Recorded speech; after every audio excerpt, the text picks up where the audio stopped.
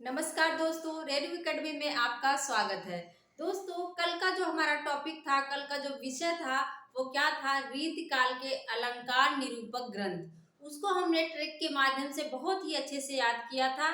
आज का जो हमारा टॉपिक है, उसी से रिलेटेड है, रीतिकाल के काव्यांग निरूपक ग्रंथ। ये क्वेश्चन बहुत पूछा जाता है दोस्तों।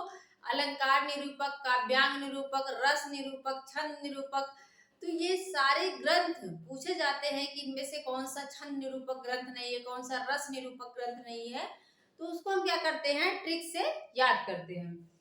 एक चीज आप लोग देखना कि जहां पे रस शब्द आया हो, रस आया हो, उस पे ध्यान देना कि रस भले नाम में है लेकिन रस निरूपक ग्रंथ नहीं है।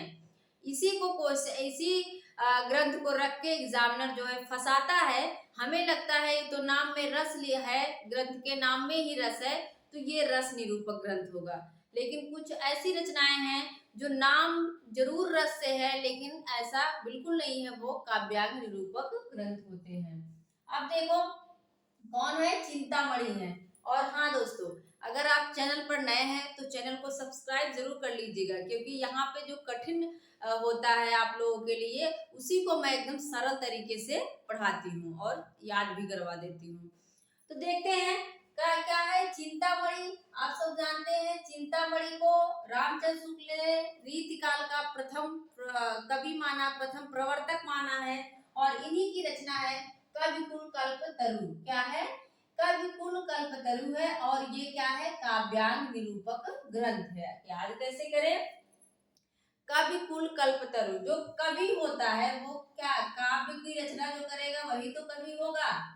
जो काव्य की रचना करेगा वो कवि होता है। और जो उपन्यास, कहानी, ये सारी चीजें लिखता है, गद्य जो लिखता है, वो क्या होता है? वो लेखक होता है। तो काव्य की रचना करता है तो कवि, मतलब कविकुल कल्पतरु जो रचना है, काव्य की रचना, काव्यांग निरूपक हो जाएगा। इसके बाद यहाँ कुलपत मिश्र। कुलपत मिश्र का हमने बताया है ट्रिक से भी, रस रहस्य की रचना है। और रस का रहस्य किसमें होगा? काव्य में होगा, मतलब काव्यांग निरूपक। रस का रहस्य किसमें होगा? रस किसमें प्रयोग होता है? काव्य में। ज्यादातर किसमें? काव्य में प्रयोग होता है। तो रस का रहस्य किसमें होता है? काव्य में होता है। तो काव्यांग निरूपक हो जाएगा। इसके बाद देव है। देव का क्या है? काव्य रसायन और शब्द रसायन। काव्य रसायन वो नहीं रखेगा, अगर रखता भी है तो आप लोग जान लो, अगर ज्यादा काव्य काव्य आए, यहाँ भी देखो काव्य है, यहाँ भी काव्य है, तो जो काव्य वाली रचनाएं हैं जिसके नाम में ही काव्य लगा हुआ है, वो क्या हो जाएंगी? काव्यांग निरूपक हो जाएंगी। इस चीज को याद रखना। सारी नहीं, लेकिन ज्यादातर जो है काव्य वाली जो रचनाएं हैं वो काव्यांग निरूपक हो जाती हैं। और काव्य रसायन, काव्य यहाँ पे भी आया है, तो ये किसमें? काव्य का रसायन किसमें होता है और शब्द किसमें होते हैं? शब्दों का रसायन जो होता है वो किसमें होता है? काव्य में होता है, मतलब काव्यांग निरूपक ग्रंथ। कुमारमणि की रचना है रसिक रसाल। और रसिक रसाल, कवियों को जब आप सुनो, कवियों की जब वाणी को सुनो, पढ़ो उनको, तो देखो कितना रस मिलता है। क्या होता है? बहुत ही आनंद की अनुभूति होती है। रसाल, रस कहाँ मिलता है? काव्यों में मिलता है। तो रसाल वाली रचना कैसी हो जाएगी? काव्यांग निरूपक ग्रंथ हो जाएगा। इसके बाद क्या है? सोमनाथ का रस पीयूष निधि है। यहाँ भी रस आया है लेकिन ये रस निरूपक नहीं है। रस पीयूष निधि, पीयूष मतलब हो जाएगा अमृत। रस का पीयूष, रस का अमृत कहाँ होता है? काव्य में होता है। कहाँ होता है? रस का अमृत कहाँ होता है?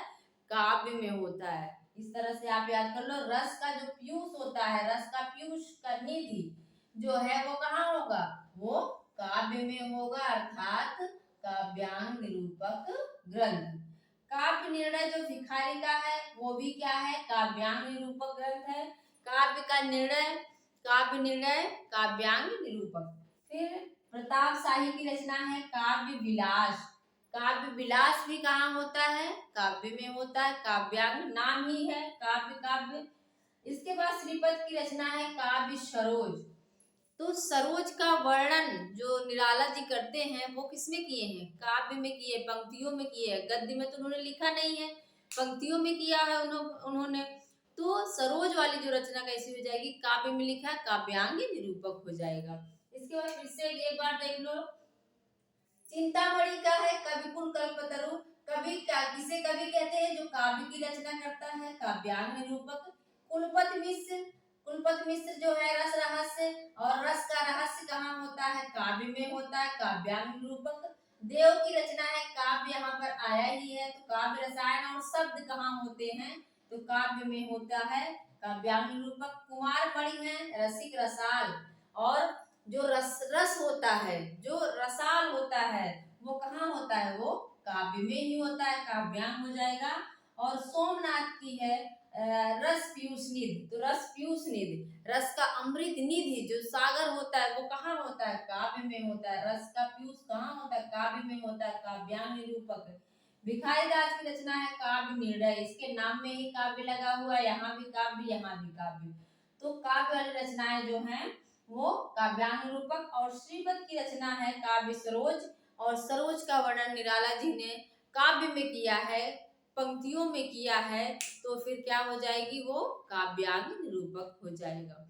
इस तरह दोस्तों अगर आप याद करेंगे तो चीजें टिकी रहेंगी, हमेशा याद रहेगा, क्वेश्चन गलत नहीं होगा। और मेरा पूरा वीडियो देखने के लिए आपका बहुत बहुत धन्यवाद। मिलते हैं अगले वीडियो में। Thank you.